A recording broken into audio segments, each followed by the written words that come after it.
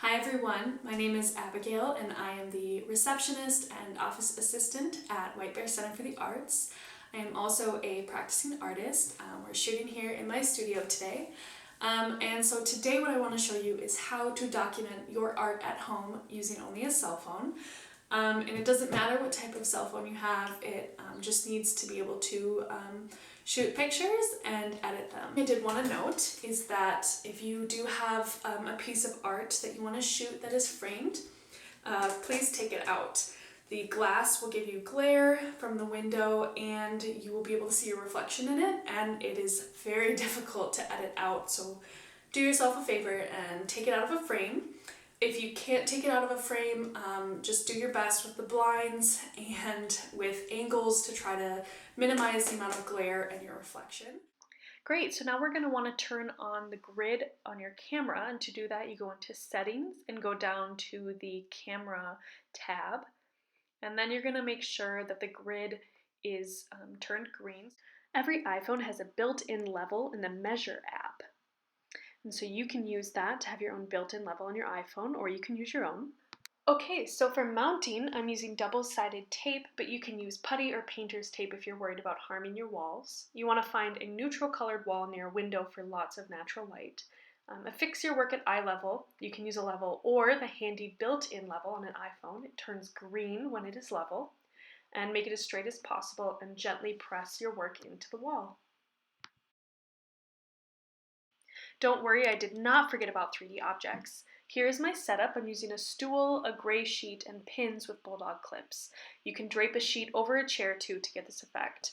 I'm using a small object to prop my bowl up so that it's not flat, and try to have it facing the direction of the natural light so we get all of the details. As you can see, I skipped ironing for the tutorial, but you're going to want to iron your sheet so that it's a way smoother background. Try propping it up in different ways so that you get a variety of shots, and get in as close as possible. We really want those details. And again, moving it around in different angles is good so that we can get a sense of what this 3D object would look like in real life. And the editing is same as for the 2D objects. Great, so now let's go into shooting for 2D objects on a wall. So what you're going to want to do is get as close to the image as possible. Use that grid to line it up. Make sure that the grid squares are equal for all portions of your art, and try to be at eye level. You don't want to have the perspective too far tilted up or down.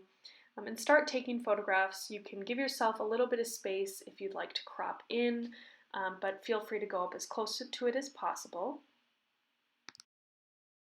Okay, great, so hopefully you have a photo that you like now. So we're going to press edit in the top right hand corner for an iPhone, circled there in yellow. And then once you are in editing mode, we're going to first crop to see if we got the right angles. So press that button, is circled in yellow again, and then drag the perimeters of the crop, and if you see that both sides are, the top and the bottom, are equal to that line, that means that you've shot it correctly at eye level. So it looks like I did. And then you can crop there, and to save the crop, press done in the bottom right. And then once you've done that, I can show you a few other things. Press edit again. Then we're going to change the exposure. So click the two things that I have circled in yellow. And again, these are only edits that you should be making for just slight variations. You don't want to be dramatically changing any piece. So you can slide to the right and to the left to change the exposure. My studio is actually a little dark, and it shot it a little dark. I have the piece right in front of me so I can see that. And so I added a little bit of exposure. And so we can also change a few things like warmth. So if your room is red walls and you really want it to be a little bit cooler, because in person it's a little bit cooler, you can change that. Again, no big changes, just small things to help it be as magnificent as it is in person. You can also change the tint if you have a red wall and it's looking a little magenta from the glow of the sunlight. You can also change that, but again, very minimal edits. But after that, you have what you need to show your great art. And there you have it. This really is the most simple way to document your art at home. Thanks for watching.